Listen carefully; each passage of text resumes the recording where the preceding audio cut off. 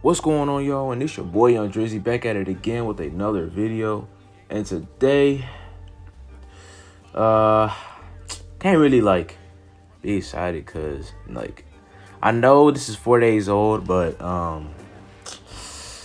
as we all know, the former wide receiver for the Broncos, the former first-round pick number 22 out of the 2010 draft, former Georgia Tech player, wide receiver, former Denver Bronco from 2010 to 2017, passed away on December 9th. I think it was a Thursday or a Friday. I think it was a Thursday, but if I'm wrong, then hey, maybe Friday, I may be wrong. Correct me. But yeah, he passed away on December 9th. And he was supposed to turn 30 on Christmas Day, which makes it even more sad. They said he was a good person off the field, not just on the field, but off the field, showing up to his teammates' charity. They were saying he was just such a good person. See, I don't know him personally. I'm gonna have to watch his video. I'm gonna have to watch videos on him and stuff. But I'm pretty sure they're gonna make a documentary on him soon, which I'll be expecting that. So they should do that. And, they aired the game on Saturday, the 2011 wildcard game against the Pittsburgh Steelers, when he had that catch, when he had that clutch catch in overtime to take the Broncos to the divisional round. And, yeah, so it's crazy, y'all. The reason I found out, how I found out was because it was because of it was because of my friend, basically. I was asleep. I fell asleep that night. And basically I was asleep for a while. And then I wake up and I look at my phone. And then I see my friend text me. He say, "Man, not Demaryius Thomas, bro." And I was like, what's going on? Basically, I look at it, and it said he died, and I was like, what? I was like, ain't no way, bro. This is a lie. And yes, it was Thursday. I just checked the calendar.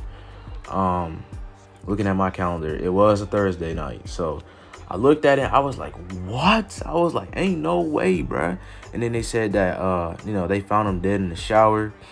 The one thing they said he died of a seizure, and two, that they were saying he had a heart condition. So I don't know. I can't really say how he died until they officially, come out with the cause. So yeah, man. Yeah, he was a good wide receiver. He was good, They said he was a good wide receiver. I never really watched him like that because, I never really watched the Broncos like that, so I can't really say anything. But watching his highlights, I watched his highlights, and I seen it, and he was pretty good in his days. So yeah, he first came in the league in 2010, and now I'm gonna get to talking about the stats and stuff. And so he came in the league in 2010. He had 39 targets and 22 receptions, 283 yards, and his average was 12.9, and he had 2 touchdowns in his first season as a Denver Bronco. Now we're gonna look at 2011, which was the year he broke out, and he had his games he played. I guess they were saying he really got hurt, and they were saying games that he missed. I'm assuming he missed 5 games and he played 11 games, or they went I don't know the record for the team, but I can read you the target. So he had 70 targets and 30 receptions, and he had 551 yards for that season. 17.2 for averages per carry. Not really, but yards receiving, or average receiving yards. I'd say it like that. And he had 4 touchdowns of the season. And yeah, so, and his longest reception of that season was from I sound boring right now, guys. I'm sorry. His longest reception was 47 yards out. And now we move on to the 2012 season, which, you know, at the season after he had that clutch catch again in the game against the Pittsburgh Steelers in the Broncos Stadium. They had home field advantage, and Demaryius Thomas, you know, got that pass from Tim Tebow, took it to the crib, and moved on to the divisional round and sent those Pittsburgh Steelers back to their cribs where they belong. Anyway, he had 100. Ain't no way he had 143 targets, bro. He had 94 receptions, and he had his first 1,000 yard season, which is 100 or 1,000, or I'm gonna just say 1,400. He had 1,434 yards, which, you know, y'all know. I mean, 1,434 yards, and he had 10 touchdown receptions, and his longest receiving yards of that season was 71 yards out. And now we look at 2013, which was the Super Bowl year that they made it, but they lost to the Denver Broncos. I don't know about all them targets he's had, but I'm assuming he has 100. He had 142 targets, because I was Manning's favorite receiver. So he had 142 targets, 92 receptions, 1,430 yards, and 15.5 yards, which is the average, and 14 touchdowns for that season. And his longest was 78 yards out. His longest catch of that season was from 78 yards out.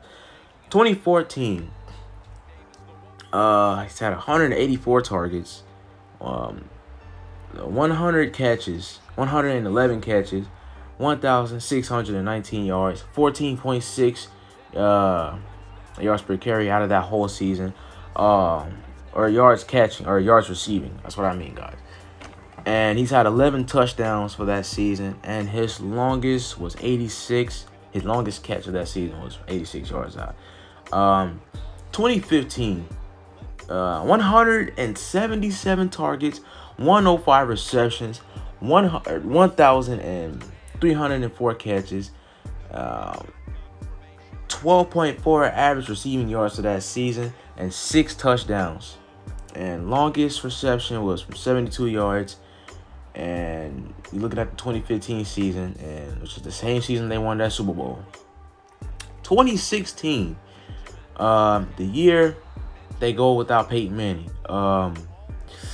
He's got 144 targets, 90 receptions, puts up another 1,000-yard season again for the 1, 2, 3, 4, 5. For the 5th straight season, dude has put 1,000 yards for his stats. He's put 1,000 yards up 5 seasons in a row.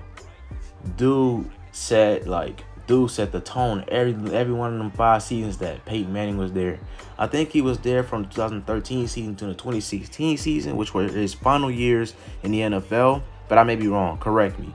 But anyway, 2017, he's had 140 targets, 83 receptions, not bad, and he was short by 51 more yards to putting up a 6-year 1,000-yard season on his record. And his average from his yards receiving was 11.4, 5 touchdown passes, and his longest was 40. And now we look at 2018, which was his final season, or I don't think that's his final season in Denver yet. I'm confused. I don't know. Or actually, he got traded that same season in 2018. So he had 89 targets, 59 receptions, 677 yards, 11.5 yards receiving, and 5 touchdowns. And his longest for that year, was 45 yards receiving. That's his longest catch of that season, which was he was also traded that same season he was traded to the Houston Texans,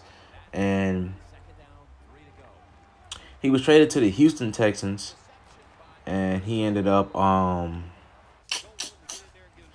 he ended up finishing there, and he ended up getting 33 targets, 23 receptions, And he put a solid 275 yards there. And touchdowns, he's had 2.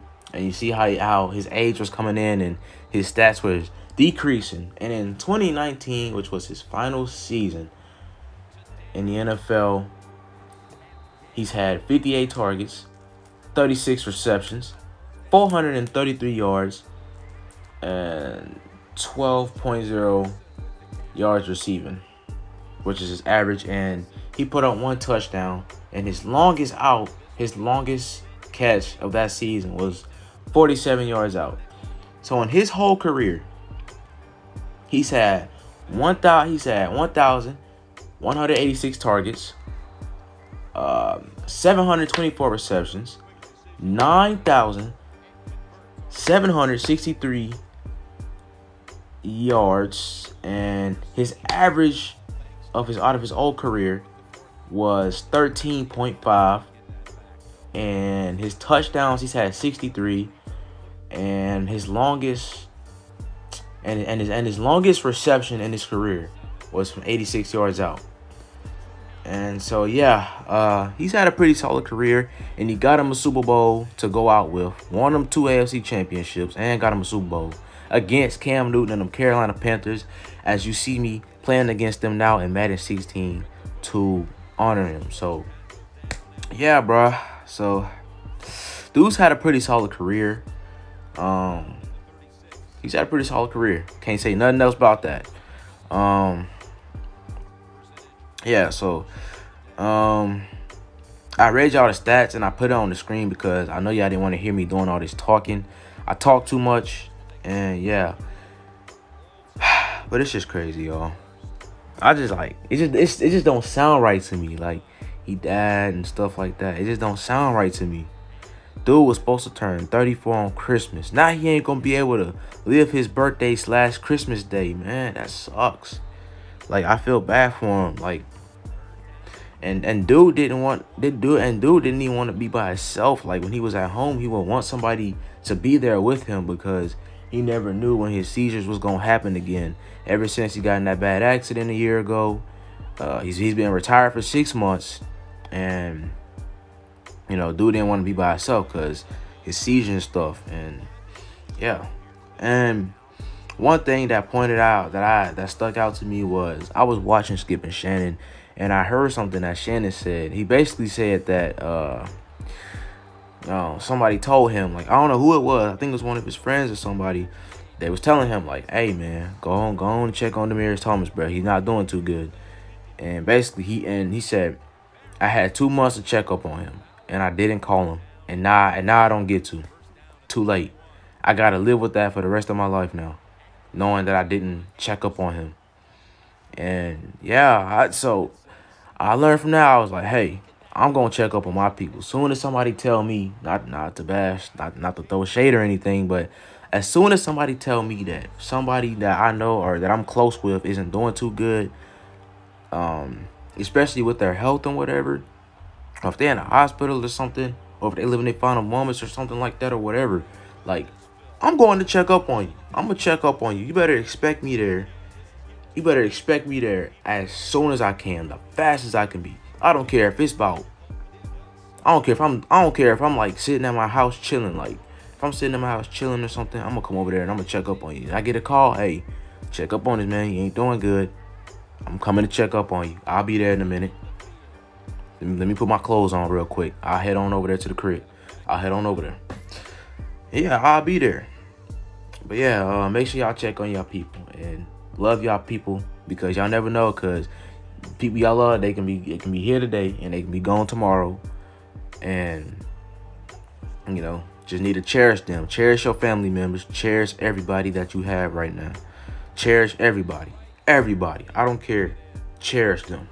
No matter like what grudge you got, let them go, because you know, you're not gonna have them. You're not gonna have them forever. Just remember that you will not have that person forever. Rather, you will go first or he will go first. Who is whoever God picks and chooses, and what day that he will send that message for that it's time for them to go. So yeah, Feel sorry, man. Prayers out to his family and friends and all his closest ones.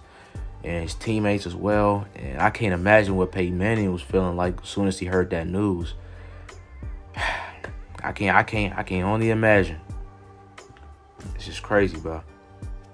And I played the Super Bowl with him in Madden 16, and yeah, hey, y'all gonna be seeing some more Madden 16 videos, by the way. So just be expecting that. That's off topic, but anyway, I made sure this man had all his yards. I gave him the ball as much as I can. And you see his stats right there. It's about to pop up. 12 receptions, 194 yards, and 3 touchdown passes and 3 touchdown catches. And I made him the Super Bowl MVP of the game and player of the game. So, had to give it to him and relive the Super Bowl of 2015 to 2016. So, and I will discuss more games and more Super Bowls. Just let me know and comment the ones that y'all want me to do, and I will go back and I will see if I can go back and replay those moments. So, yeah, I'm gonna catch y'all guys in the next one. Again, rest in peace to Demaryius Thomas. Prayers go out to his family. Till next time, I'm out.